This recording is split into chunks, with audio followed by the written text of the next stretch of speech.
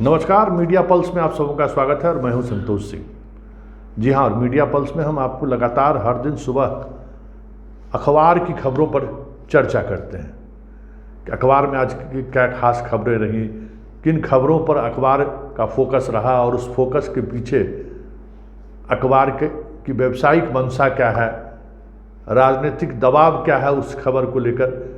इस तरह के तमाम चीज़ों पर हम चर्चा करते हैं। हम मीडिया कर्मी हैं और हम उन चीज़ों को समझते भी हैं, उस दर्द को भी, संस्थान के उस दर्द को भी समझते हैं और उसमें काम करने वाले हम मित्रों को भी समझते हैं कि किस घुटन के साथ वो आज मीडिया के साथ जुड़े हुए हैं। जी हाँ, तो आज अगर हम अखबार की बात करें तो हर अखबार में बिहार में उपचुनाव को लेकर जो खबरें हैं वो अपने अपने अंदाज में परोसने की कोशिश की गई है, लेकिन विश्लेषण और संभावनाओं के साथ संभावनाओं पर को इन अंदाज को देखते हुए कि कुछ ऐसा ना हो कि सवालों के घेरे में आ जाए। जो पहले मीडिया कर्मी इससे न बचते थे और ना ही इसको लेकर कभी डिबेट होता था। जो चीज़ें दिखती थी वो दर्शकों तक पहुंचाने की कोशिश होती थी, पाठकों तक पहुंचाने की कोशिश होती थी, लेकिन इशारों में सही कुछ चीज़ें उन्होंने स्पष्ट की है। ग्रामीण इलाकों में वोटिंग का परसेंटेज अधिक रहा, गोपालगंज में। फिर इसी तरीके से कुछ खबरों को काफ़ी प्रमुखता से दिया है कि अनंत सिंह को लेकर मोकामा के लोग क्या सोचते हैं। इस बार बहुत ही क्लोज फाइट है। कई तरह के इस तरह के विश्लेषणात्मक खबर भी छपी है, लेकिन इन खबरों में वो चीज़ें नहीं दिख रही हैं जो कभी मीडिया चुनाव के बाद या चुनाव के दौरान जिस विश्लेषण के सहारे दर्शकों तक या पाठक तक अपनी बात को पहुंचाते थे।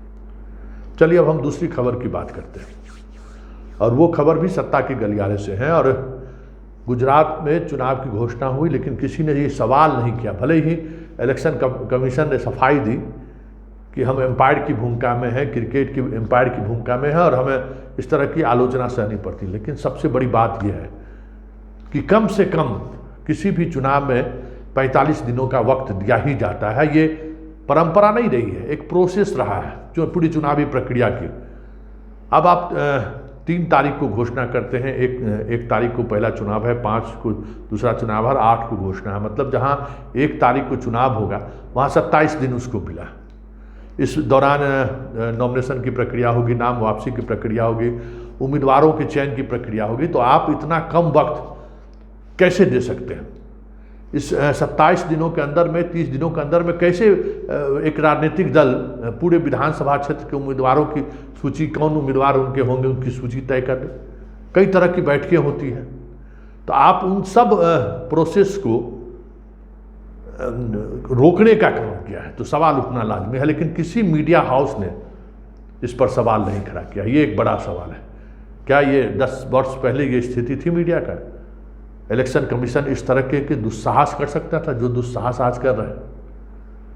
तो ये साफ दिख रहा है कि जिन सवालों के सहारे मीडिया अपनी पहचान बनाकर रखती है, उन सवालों से अब मीडिया बचने लगी है। ये एक बड़ी बात है कि हमारी पहचान खबरों से है, लेकिन हम खबर लिखने और दिखाने से संकोच करते हैं या डरते हैं। तो फिर मीडिया होने का या मीडिया कर्मी होने का मतलब क्या है?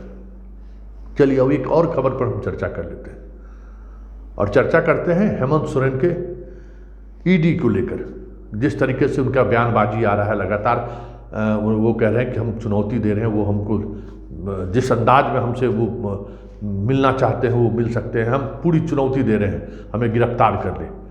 हालांकि सिर्फ खबरें छपी हैं, लेकिन खबरों के पीछे की जो खबर है कि जिस खनन को लेकर ईडी ने नोटिस दिया है, कुछ दिन पहले इलेक्शन कमीशन ने भी उनकी सदस्यता को लेकर कुछ निर्देश या एक आदेश राजभवन को भेजा था।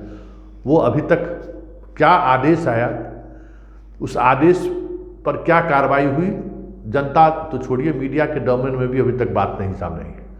जबकि सदस्यता खत्म होने की बात की जा रही थी, तो आखिर जो इसको लेकर जो मोल भाव करने की कोशिश चली केंद्र और हेमंत सोरेन के बीच, मीडिया उस खबरों पर को भी तवज्जो नहीं दिया, उस और भी ध्यान नहीं दिया।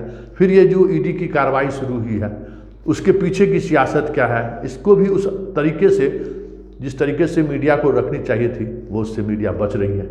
तो ये कहीं न कहीं हम अपनी जिम्मेवारी से भाग रहे हैं, और इसी जिम्मेवारी को लेकर सवाल उठते हैं। तो हम भी अब आप अपने सहारे ही सही, अपने मित्रों से, दोस्तों के जिनके साथ हम काम किए, जिनके साथ हम काम करते हुए अलग हुए हैं, उन्हें भी हम कहते हैं कि मीडिया में बने रहने के लिए विश्वसनीयता तो जरूरी है ही, भरोसा भी जरूरी है, जो लगातार टूट रहा है। और इस वजह से फिर हम एक नौकर की तरह काम करते रहेंगे, तो फिर मीडिया कर्मी होने का मतलब क्या है।